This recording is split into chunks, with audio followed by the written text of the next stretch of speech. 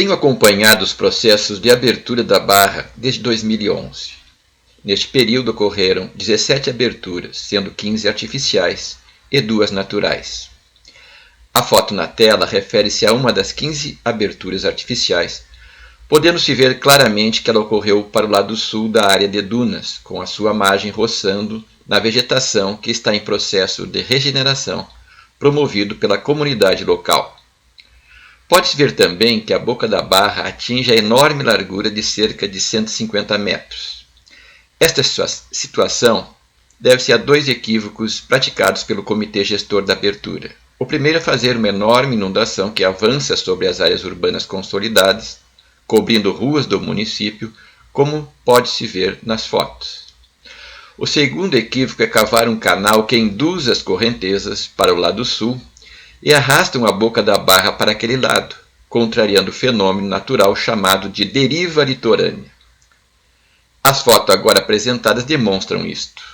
A pior consequência destas barras e canais de abissais dimensões, direcionadas para o lado sul, refere-se à entrada de ressacas de grande magnitude que, ao chegarem na boca da barra, encontram uma plataforma rebaixada que facilita a entrada das águas marinhas para o interior da laguna, arrastando consigo toneladas de areia, as quais aceleram severamente um processo irreversível de assoreamento.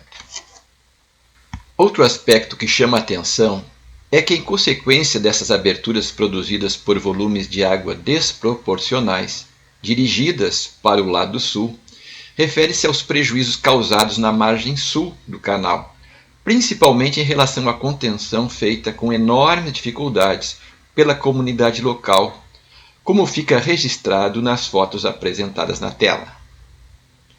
Agora que já vimos rapidamente alguns aspectos das aberturas artificiais praticadas pelo comitê gestor, vamos dar uma olhada mais de perto nas 2 últimas aberturas, as quais foram feitas espontaneamente pela natureza. A primeira ocorreu em 17 de dezembro do ano passado e a segunda em 1º de março deste ano. A primeira constatação facilmente visualizada é a posição do canal que foi formado, não ao sul, como parece desejar impor o comitê, mas sim ao lado norte, mais próximo da barra natural da Laguna de Ibiraquera. Algumas pessoas estão comentando que as 2 aberturas naturais representam o desejo da lagoa de retomar o seu canal original.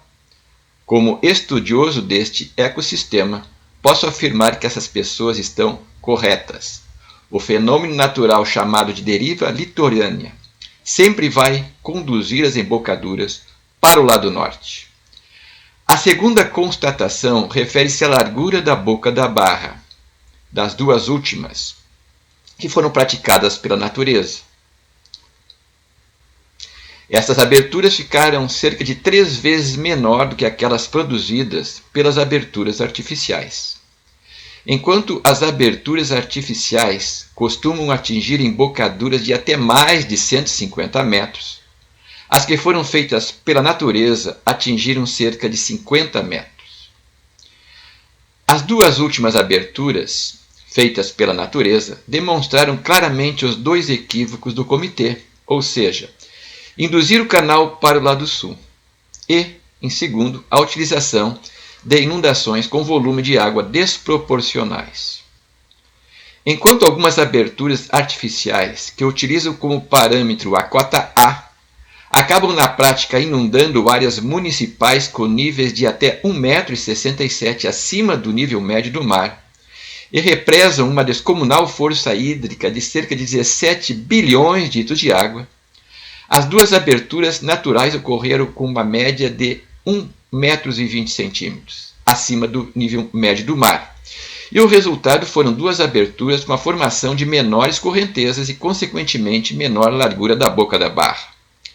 A diferença entre o volume de água represado pelo homem, tendo como referência a cota A, e o volume de água utilizado pela natureza é da grandeza de quase 5 bilhões de litros de água, ou seja, uma grandeza correspondente a 1,7775 piscinas olímpicas, o que nos ajuda a entender a magnitude desta diferença. Por esta razão, as aberturas naturais produziram embocaduras menores e reduziram a entrada de ressacas. Enquanto as aberturas artificiais vêm causando enormes danos à sustentabilidade da lagoa, permitindo a entrada de ressacas devido à destruição da área de dunas, as aberturas naturais iniciaram um processo de regeneração desta mesma área de dunas. Como pode ser facilmente observado nas fotos em tela, parte da área de dunas que ficava historicamente embaixo do canal construído pelo homem no lado sul, se iniciou um processo de regeneração com a formação de pequenos montinhos de areia e com o nascimento de espécies vegetais típicas de área de dunas. Estes montinhos, ou dunas embrionárias, se o homem permitir, vão aumentar de tamanho ao longo do tempo, principalmente pela ação do vento nordeste, e vão reconstruir as dunas que por milênios ocuparam aquele lugar e protegeram a Lagoa das Ressacas. Este processo chama-se resiliência ecológica, ou, em palavras mais simples, a luta da natureza pela sua sobrevivência. O que se observa é que quando o ambiente para de ser agredido e degradado pela ação humana, a natureza começa imediatamente o processo de regeneração, visando a retomada da ordem natural e da sua sustentabilidade. A foto que vemos agora refere-se à margem sul do canal, onde foi feita a contenção de madeira pela comunidade local. Como pode ser visto, entre a margem da lagoa e o início da contenção existe uma faixa de areia de cerca de 10 metros. Hoje, neste local, temos água e o fundo do leito arenoso foi rebaixado em quase 2 metros, como pode ser constatado nas duas fotos justapostas. Essas fotografias permitem a comparação do canal posicionado ao lado sul com o canal posicionado no lado norte. As fotos justapostas agora na tela permitem a comparação de um outro ângulo da área onde se encontra a contenção, com os canais situados ao norte e ao sul. Além da beleza paisagística, que é muito mais bonita com a barra do lado norte, com a existência de uma bela e agradável prainha para os banhistas, a contenção fica mais protegida, com maior preservação da lagoa contra as ressacas. Este fato, ao contrário do que alguns afirmam, não foi culpa da natureza, e sim da equivocada ação humana que forçou o canal para o lado sul.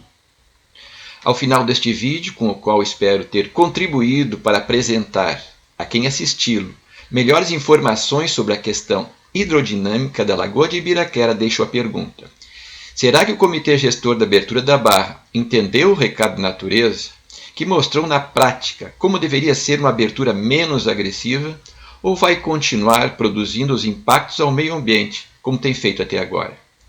Será que a área de dunas degradadas e que agora a natureza tem a rara chance de regenerar vai continuar o processo de resiliência ecológica, restaurando a área de dunas, ou vai ser destruída mais uma vez pelas inundações que jogam o canal para o lado sul? O que aconteceu nas duas últimas aberturas foi consequência de uma rara combinação de fatores hidrodinâmicos e meteorológicos. Por esta razão, talvez essas raras aberturas naturais não voltem a acontecer, pois vai depender dos caprichos da mãe natureza. Todavia, o que espero, na condição de um atento observador da Lagoa de Ibiraquera, é que o comitê tenha entendido o recado claro, aliás, claríssimo da natureza, e finalmente comece a rever os seus critérios equivocados de induzir a barra para o lado sul, com volume desproporcional de água represada. As duas últimas aberturas de barra feitas pela natureza foram as menos agressivas de todas as aberturas e as que causaram menores impactos ambientais. O que ocorreu foi uma lição não teórica, mas sim prática das leis da natureza. Abençoados são os homens que têm olhos para ver e conseguem enxergar.